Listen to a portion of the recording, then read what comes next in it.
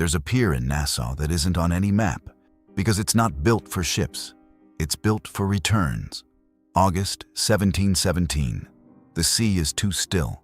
The air reeks of tar and wet wood, and a body in sailcloth bumps the sand like unwanted cargo. No priest, no marker, just a dockside voice saying it with the calm of paperwork. He went to Davy Jones. That's the problem. The name doesn't land like a ghost story. It lands like a rule. And rules are how you govern men who live where law can't follow. Davy Jones isn't just folklore. He's a survival technology, a way to explain death without witnesses, to enforce discipline, and to decide what the ocean is allowed to take. In this episode, we trace the evidence, from Nassau's pirate republic on the eve of the king's pardon, through pirate articles, Admiralty records, and the earliest printed mentions, until the locker stops sounding like myth and starts reading like a legal afterlife. Nassau had more than 20 vessels anchored in the roadstead that August, some under black flags, most under no flags at all. The fort at the harbor entrance was half collapsed. The docks smelled of pine tar and salt, the planking soft from tropical rain. The harbor sat still, not peacefully still, the kind of still that follows news that hasn't officially arrived yet. On September 5th, King George I signed a general act of pardon in London. A copy arrived from Port Royal weeks later, water-damaged and incomplete. Captains read it in separate rooms. Some counted the deadline from the day of signing. Others held it ran from the date of colonial publication, a difference of several months. The records suggest no clarification was ever sent. That gap mattered. In those months, raids continued, cargo changed hands, and ships were taken in harbors that, by one reading, already operated under the pardon's terms. A colonial provisioner, who for years had supplied the harbor with powder and salt meat well outside the Nassau Customs Register, received a letter from Bristol. 3 of his ships had not arrived. Caribbean routes were frozen. By morning, he would be writing to the colonial governor requesting naval protection. He had built his livelihood in the margin between law and piracy. Now he chose.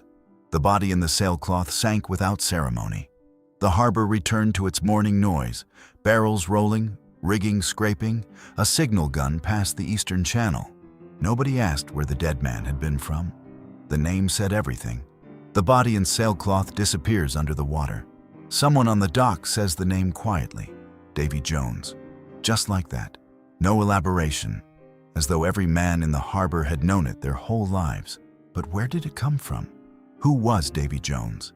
And where did he exist before he ended up at the bottom of the sea? Bristol's Admiralty journals log at least 4 men named David Jones between 1665 and 1710. 1. A mate who vanished with his vessel off Cape Hatteras. 1. A Thames tavern keeper who went bankrupt and left no further record. 1.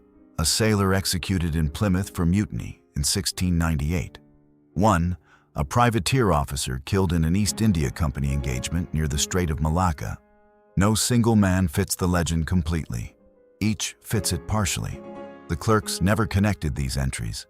Different registries, different years, different jurisdictions. The name was plural before it was mythic. In the Admiralty offices themselves, narrow rooms, ledger pages written in ink that spread where the parchment was damp. Entries made by men recording deaths the way a merchant records inventory. Mold, dried salt, tallow candles. Outside, rope against timber, load calls, the harbor working without pause.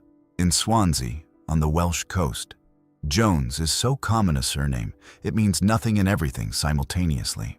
Davy Jones, David Jones, is the name of no one in particular, free to become anyone. In Welsh seafaring tradition, Jones carries the shadow of Jonah, and a Jonah aboard ship means misfortune. One early glossary lists Ghost of Jonah as the earliest recorded equivalent. The name traveled from Welsh ports to Bristol to the Atlantic trade routes before anyone wrote it down. Nassau, 1717. A condemned pirate speaks before hanging. He says he is going to Davy Jones. The governor's secretary records it in the execution protocol as quotation, not superstition. By 1726, Daniel Defoe uses the name in print without definition. He assumes his reader already knows. The myth arrived in print fully formed. It was never invented. It accumulated, port by port, until it was heavier than any man who first carried it. The name is established. The identity, not. But that turns out to be the point. Davy Jones needed no biography. He needed jurisdiction. And jurisdiction over the dead was something pirates had already worked out in careful detail, written, signed, and witnessed, long before they needed a name for it. The name is established. The identity, not. But the point was never the identity. Every hell has a hierarchy, and pirates had their own laws for the dead, no less detailed than for the living. Where does the pirate code end? And where does the locker's code begin? Article 8 of Bartholomew Roberts' Ship Articles, 1719. A man killed in action, his share redistributed among the surviving crew. The body prepared according to established procedure. Sailcloth, a final stitch through the nose to confirm death, a cannonball lashed at the feet. An older sailor from Bristol watched the water and said nothing. That evening, he refused his rum ration. The others noticed. No one asked why. This was not grief, it was contract. 30 men standing on deck in silence while the body went over the rail. They were not required to stand. They stood because each of them understood. The next man in sailcloth might be him. The ritual wasn't honor paid to the dead. It was a covenant between the living. Then the captain searched the dead man's bunk. Hidden coins, a small piece of silver, items that, per the articles, should have been declared to the common fund at the voyage's start. Theft from every man on board. Under the code, betrayal. Half the crew said no ceremony for a traitor. Let him go to the locker without so much as a word. The other half said, the ritual isn't for him, it's for us.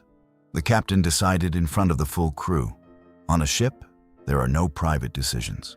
At Port Royal, Admiralty Judge Sir Nicholas Laws reviewed confiscated pirate articles from several captured crews. He was searching for evidence of criminal conspiracy. He found compensation schedules for battlefield wounds. Right hand, 600 pieces of 8. Left hand, 500. Right eye, 100. He found voting procedures. He found a detailed protocol governing death. One of his clerks wrote in the margin, more organized than His Majesty's vessels. Laws struck it out. The archive kept it. 3 iron cages hung at the Nassau harbor entrance since December 1718, bodies swinging in the wind above the channel. Not buried, not at sea. Neither in the locker nor anywhere else with a name. They occupied the space between all worlds at once. The ocean gave the dead somewhere to go. The cage left them nowhere at all. Every sailor making port in Nassau understood, without being told, which fate was worse. The ritual was performed. The body is at sea, the article fulfilled. But there are ships where no ritual was ever performed, where an entire crew went to the locker at once, without witnesses, without sailcloth, without a final stitch. Those ships, they say, did not disappear. They kept sailing. What is a ghost ship, really? And which ships did the locker take without returning anyone? VOC Captain Bernard Fokke was the fastest sailor of his era, known for record crossings between the Netherlands and Java. His crew said he had made a deal with the devil. His directors said he chose a dangerous route. In 1641, his vessel disappeared near the Cape in a storm. No bodies, no wreckage, only a single distress cannon, heard by one ship in the bay. Then silence. 20 years later, a sailor who survived a different storm in those same waters reported seeing a vessel, VOC flag, running lights burning, no sound from the crew. Others picked up the story. The myth began accumulating details faster than facts could keep pace. Queen Anne's Revenge ran aground on a calm June day in 1718, not in a storm, not under fire. Some witnesses later testified that Blackbeard grounded her deliberately. He needed to strand 200 men before slipping away to negotiate the king's pardon on his own terms. He transferred to a small sloop and was offshore within hours. His former lieutenant, David Harriet, gave written testimony to the Admiralty court. The ship was entered in the register as lost. Among port sailors, the word was different. He left them in the locker, and they meant living men, not dead ones. At Cape Coast Castle in February 1722, The Admiralty condemned 52 of Bartholomew Roberts' crew to hang.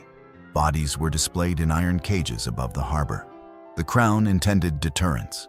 What spread through trading ports instead was a different account. Their souls were already taken by Davy Jones in the battle. The cages held nothing that mattered. The instrument of state authority had become, in the taverns and on the docks, evidence for a myth the state had never officially endorsed. A VOC clerk in Cape Town recorded the losses of May 1737 in a neat, unhurried hand. Epen Road, lost. Flora, lost. Padenburg, lost. 8 entries in sequence. Then, an ink blot. He left it uncorrected. The iron cage above the harbor is not the locker, but the distance between them is narrowing. The Admiralty is beginning to understand something the pirates already knew. Fear, properly aimed, is the most efficient fleet in any navy. The iron cage above the water is not the locker, but the Admiralty is beginning to understand.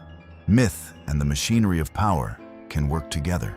If a sailor fears Davy Jones more than the gallows, make the gallows Davy Jones. And then fear becomes a weapon of the state. Woodes Rogers arrived in Nassau on July 24, 1718, with a Crown commission: destroy piracy by all lawful means. The phrase carried more weight in the colonies than it did in London, and Rogers understood that better than the Admiralty. Within hours, Charles Vane set a captured French sloop on fire, drove it bow first into the anchored fleet as cover, and punched through the Eastern Channel before any response was possible. Nassau was officially pacified. Vane was already in open water. His escape reached London before Rogers's own dispatch, claiming victory. The Crown's response was methodical. December 1718, 8 men hanged at Nassau. Among them, John Augur, who had accepted Rogers' pardon in writing 3 months earlier, signed the document and returned to sea. The governor's office drafted the announcement twice. The first version called him a traitor. The second said he had violated the terms. The second went to press. The difference was a single word. The precedent was not small. Execution dock, Wapping, early tide. The condemned man was lowered into the Thames 3 times. Admiralty jurisdiction demanded it. Maritime death requiring maritime confirmation. Each submersion. A pause, the sound of water. The crowd watching. The third time, no one looked away. Symbol and statute occupied the same gesture. Nobody named Davy Jones aloud. Nobody needed to. In October 1720, Calico Jack Rackham was hanged at Port Royal before a large public crowd. 3 merchant vessels fitting out for licensed privateer voyages quietly deferred departure. The port notary recorded, delayed for technical reasons. No reason specified. No protests. The docks simply slowed. Anne Bonny and Mary Red, convicted with Rackham's crew, avoided execution. Each pleaded pregnancy. The court entered. Sentence deferred. Both records remain open in the register. No closing notation. What became of them is absent from the documents. The General Act Against Piracy, 1721, gave colonial administrators who had long traded with pirates a new vocabulary to reclassify old arrangements. Several governors used it precisely that way. The ambiguity was not a drafting failure. It was the instrument. The locker now had a letterhead. The Admiralty opens the cages. Bodies fall into water or remain in iron. But Davy Jones goes nowhere. Fear, once named, does not die with those who feared it. It moves, mouth to mouth, port to port, age to age. The golden age of piracy is ending. What survives it is the question. Between 1722 and 1730, the last large pirate formations were broken. Routes were sealed. Governors were made answerable to London. Nassau, which in 1717 had more than 20 vessels under black flags, had by 1725 a functioning customs register, a garrison, and a harbor that looked like any other British colonial port. The tavern near the ruined fort was still open. Fewer men came. They talked differently. In 1724, a book appeared in London under the name Captain Charles Johnson, A General History of the Pirates. The author's identity was never established. Johnson is a clear pseudonym. possibly Defoe, possibly someone else. The text contained names, dates, locations, and quotations. Some were verifiable against Admiralty records, some were not. Readers made no distinction. The book became the first mass archive of the era, and the first place where Davy Jones sat alongside Blackbeard, Roberts, and Vane as an equal among the documented dead. Booksellers on Fleet Street pressed a third edition before the second was sold out. No one in the trade asked who Charles Johnson actually was. The name was as useful as any other. By 1751, Tobias Smollett used the name in Peregrine Pickle, not in a scene of drowning, but in passing, as a joke. A character says it lightly. That moment marks a threshold. A name that had governed real fear in real harbors could now make a reader laugh. It hadn't lost power. It had changed form. When a word enters comedy, it has entered the language permanently. The sailors who first set it in Nassau's harbor in 1717 would not have recognized that as a rival. But that is what it was. In Bristol in the 1730s, two sailors share a night watch on a merchant vessel. One old, one young. The old man sailed into Nassau in 1718 and saw the cages over the channel. The young one knows the name only from a tavern story his uncle told. They use it the same way. Neither notices the difference. That is how a myth completes itself, not when everyone believes it, but when no one remembers a time before it. In Nassau, a woman still walks to the end of the dock each morning. Her husband has been gone more than 8 years. She has no body, no document, no record. She counts the arriving ships and has not stopped. The harbor around her is orderly now, registered, administered, lit at night. The myth has no address here anymore. It left with the men who carried it. It is somewhere on the Atlantic at this moment, in the mouth of a sailor who learned it from a sailor who was there, crossing water that has no bottom anyone has ever measured, toward a port that will hear the name tonight for the first time.